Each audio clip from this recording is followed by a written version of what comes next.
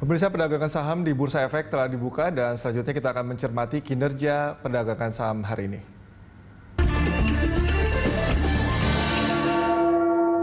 Dan untuk mengetahui pergerakan saham hari ini, kita akan membahasnya bersama analis RHB Sekuritas, Andre Bena. Selamat pagi, Mas Andre. Pagi. Apa kabar? Baik. Ini baru ke studio lagi ya, sebelumnya kita jarak jauh terus. Ya, betul. Oke, ini kalau tadi baru saja dibuka ya, perdagangan kemarin juga ditutup di zona hijau. Kemarin juga, tadi juga dibuka di zona hijau, hampir menembus 5.000. Nah, prediksi Anda untuk hari ini seperti apa? Kalau ngeliat dari pergerakan mata uang pagi ini sih, kelihatannya mungkin indeks kita akan cukup ada kekuatan untuk menembus 5.000 ya. Okay. Mungkin karena beberapa faktor, mungkin karena di hari Jumat di Amerika Serikat bursa libur, jadi tidak ada pergerakan yang cukup signifikan terhadap currency, kemudian terhadap pergerakan futures. Jadi kebetulan mungkin hari ini mengikuti perbaikan indeks di hari Jumat. Jadi saya rasa kalau lihat pergerakan tadi dari 5 menit pertama, kelihatannya indeks akan mempunyai cukup power untuk ke 5.000. Ya, kalau pada hari Jumat kan sempat pergerakannya agak sempit begitu ya. Nah, untuk hari ini tadi nyaris ya di 5.000, di 4.900-an. Ini bagaimana? Apakah hari ini bisa tembus ke 5.000? Kelihatannya sih kalau misalnya tadi pagi kelihatan sudah sektor perbankan sudah mulai menghijau. Kemudian kalau tadi saya sempat melihat dari sektor consumer mungkin yang big cap seperti ICBP itu juga memiliki kekuatan.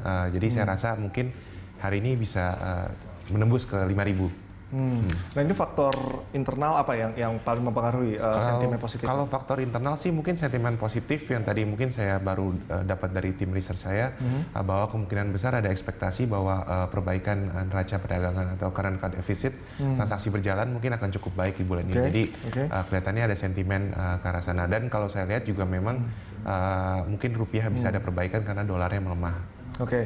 Nah, ini untuk inflasi di bulan Juni 0,18%, pendapat Anda seperti apa? Sebenarnya kalau inflasi 0,18% dibilang data yang cukup baik atau buruk, biasanya kayaknya relatif normal, karena memang kalau kita tahu dengan adanya PSBB di bulan Mei dan bulan Juni itu kan menghambat mobilitas orang-orang ya, jadi daya beli juga sedikit melemah di bulan Juni. Tapi kalau saya lihat mungkin di bulan Juli ketika nanti PSBB sudah banyak direlaksasi, kemudian mobilitas orang bertambah, saya rasa ya inflasi bisa menjadi indikator yang cukup baik bahwa daya beli masyarakat bisa bertumbuh. Nah, ini di masa PSBB transisi yang diperpanjang ini berpengaruhnya sebesar apa pandangan Mas Andre? Kalau saya lihat sih memang dari pergerakan harga saham ya, kalau kita lihat mungkin dari hari Jumat, pergerakan harga saham yang cukup kencang adalah pergerakan harga saham dari komoditas seperti ayam. Berarti kan mungkin ada ekspektasi bahwa perbaikan permintaan terhadap makanan ya. Jadi kalau kita lihat mungkin harga ayam juga cukup naik signifikan dari ketika PSBB kita dimulai sampai kemarin dapat info di hari Jumat bahwa harga ayam sudah stabil di 24.000 dari bottomnya sekitar di 6.000 sampai 7.000 perak. Gitu. Jadi sudah ada perbaikan demand, walaupun sebenarnya memang katanya masih ada oversupply, tapi demand ternyata sedikit membaik karena ada terjadinya PSBB. Oke, ini kalau di Jumat kemarin untuk sektor tambang ini lumayan cukup berpengaruh positif begitu ya. Untuk saat ini bagaimana? Kalau saya lihat memang dari sektor pertambangan itu sebenarnya ada sedikit kenaikan harga batu bara ya. Dan kemarin kalau kita lihat ingat minggu lalu bahwa ada berita bahwa produksi batu bara Indonesia akan dipotong 20%. Walaupun sebenarnya impact-nya masih netral menurut saya, karena kan pemain batu bara cukup banyak ya. Jadi nggak hanya di Indonesia doang. Jadi saya rasa memang itu sedikit ada sentimen positif di domestik.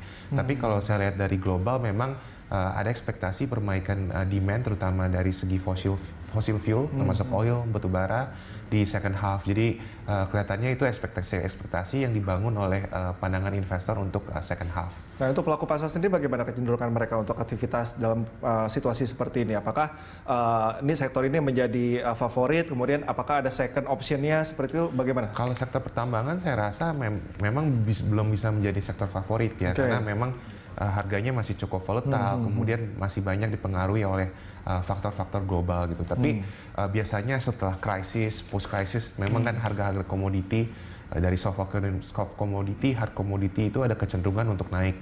Jadi memang ya saham-saham seperti pertambangan, mungkin perkebunan, minyak, kemudian juga pangan juga bisa menjadi salah satu sektor yang mungkin kita bisa harapkan untuk perform cukup baik di second half. Sektor perbankan juga masih. Sektor perbankan otomatis kalau di Indonesia menjadi sektor yang cukup menjadi favorit ya, karena seperti kita tahu indeks kita cukup besar weightnya di perbankan. Dan kalau saya mendengar info dari beberapa channel check di perbankan, memang angka restructuring di bulan Juni ini sudah melandai. Artinya apa? Mungkin karena ekonomi sudah mulai terbuka kembali, jadinya yang dalam 2 bulan mungkin di bulan Maret dan April kredit macet, ternyata di bulan Juni sudah mulai ada putaran karena kan masyarakat sudah mulai kembali beraktivitas. Jadi ini memang diharapkan di second half ini terjadi perbaikan ekonomi, terjadi pengurangan angka restructuring loan, dan loan growth bisa bertumbuh lagi gitu. Jadi memang ada ekspektasi seperti itu. Ini untuk di sektor perbankan di mana ada pemerintah menyimpan dana 30 triliun di BUMN. Ini pengaruhnya akan seperti apa? Sebenarnya kalau 30 triliun ke dalam sektor perbankan itu sebenarnya cukup kecil ya, karena kalau kita tahu 30 triliun itu dibagi ke Bank Himbara. Yang seperti kita tahu Bank Himbara seperti Bank Mandiri, BRI, dan BNI aja asetnya mungkin hampir 2.000 triliun ya. Jadi kecil banget gitu. Dan mungkin 30 triliun itu cuman delta pertumbuhan dari kasa Bank Mandiri saja. Gitu. Jadi sebenarnya impact-nya tidak kecil, tapi kemungkinan ini yang saya lihat sih mungkin persepsi masyarakat adalah gestur dari pemerintah bahwa pemerintah ini siap membantu usaha-usaha di dalam negeri. Jadi lebih ke arah sana sih. Dan memang komitmen ini kan sudah berulang kali memang pemerintah menjelaskan bahwa pemerintah akan mensupport industri perbankan, dan ini ditunjukkan dengan salah satunya yang memberikan stimulus 30 triliun. Walaupun mungkin menurut kami di pelaku pasar modal angka tidak terlalu besar, tapi ya itu merupakan gestur positif lah saya lihatnya terhadap support perbankan di Indonesia. Ini yang menarik juga di masa PSBB transisi ini kan mall sudah mulai buka. Gitu. Nah ini emiten-emiten seperti mall tersebut ini pengaruhnya cukup signifikan nggak untuk jadi sentimen positif? Sebenarnya kalau sentimen positif terhadap mall mungkin kita ngeliatnya 2 bulan yang lalu ya, bahwa kan terjadi ada pembukaan mall di bulan Juni, dan itu sudah terjadi. Kalau kita sebenarnya melihat ke dalam mallnya, mungkin memang mall belum terlalu ramai ya, tapi sudah ada perputaran ekonomi. Untuk sentimen positif ke properti saya rasa mungkin belum, karena kayaknya sudah di-price-in oleh market ya. Jadi kita mungkin di second half ini lebih melihat untuk emiten properti itu lebih bagaimana apakah penjualan properti di second half itu bisa lebih bagus atau enggak dibandingin dengan first half. Itu sih saya lihatnya. Oke, ini untuk dari sektor konstruksi bagaimana? Kemarin kan sempat berhenti. Nah, ini bagaimana untuk peluangnya di kemarin kalau sektor konstruksi saya lihat dari minggu lalu memang banyak yang rally ya, karena ternyata ada ekspektasi bahwa budget konstruksi untuk tahun 2021 tidak di-cut gitu. Jadi kan seperti kita tahu pemerintahan Presiden Jokowi adalah fokus untuk infrastruktur, dan kalau kita mungkin lihat 3 bulan ke belakang kemarin stop karena memang pemerintah fokus terhadap untuk penanganan COVID-19. Nah ini kan COVID-19 mungkin kita sudah berada pada era new normal ya, jadi semuanya sudah lebih normal dibandingin mungkin 2 bulan 3 bulan, dan pemerintah bisa fokus ke infrastruktur. Jadi saya rasa dari performance sahamnya juga sudah cukup turun dalam. Jadi memang ada ekspektasi perbaikan pembangunan, kemudian mendapat para kontraktor ini mendapatkan kontrak baru di tahun 2021. Oke, nah ini untuk rekomendasi saham pekan ini dari Anda? Kalau saya lihat sih untuk saham minggu ini mungkin saham-saham seperti basic industry, kita lihat seperti saham yang mungkin ada ayam, Cepin, Japfa, Main, itu mungkin bisa dilihat. Perbankan juga saya rasa sudah mulai stabil, tidak turun tidak naik juga, jadi mungkin sudah bisa mulai di-collect. Jadi mungkin yang sedikit berhubungan dengan komoditi, mungkin batu bara, CPO juga cukup menarik ya untuk menjadi tema minggu ini. Untuk sektor yang kira-kira bakal mengalami pelemahan mendalam ini di sektor apa saja?